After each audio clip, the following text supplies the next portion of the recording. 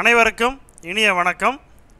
ஆண்டின் மிக நீண்ட பகல் நாள் ஜூன் 21.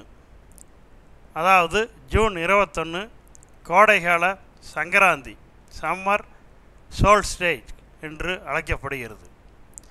ஜூன் 21 உலகளவில் வடக்கு அரைக்கோளத்தில் ஆண்டின் மிக நீண்ட பகல் நேரம் உள்ள நாளாகும்.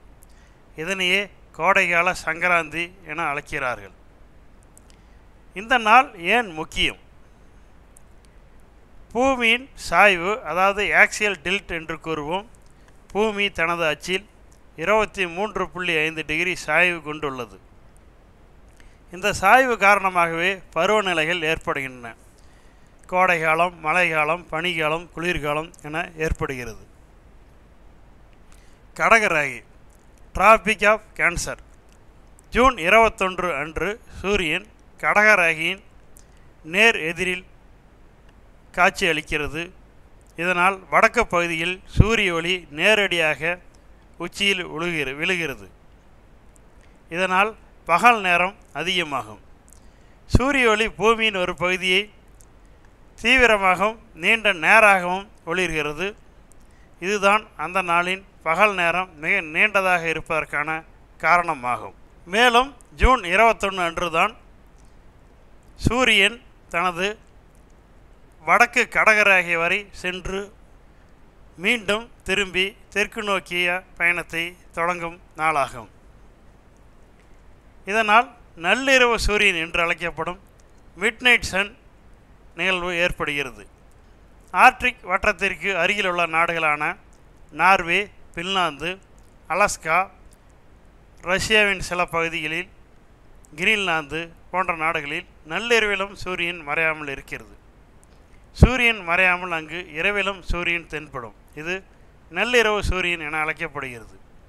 இந்த நிகழ்வு மே முதல் ஜூலை மாதங்கள் வரை நடைபெறுகிறது. இந்த நீண்ட நேர பகல் பொழுதானது ஜூன் 20, 21, 22 என மாறி மாறி ஒவ்வொரு வருடமும் வரும். இதற்கு காரணம் காலாண்டர் ஆண்டு என அழைக்கப்படும். ஓர் ஆண்டு 365 நாட்கள் என கணக்கிடப்படுகிறது.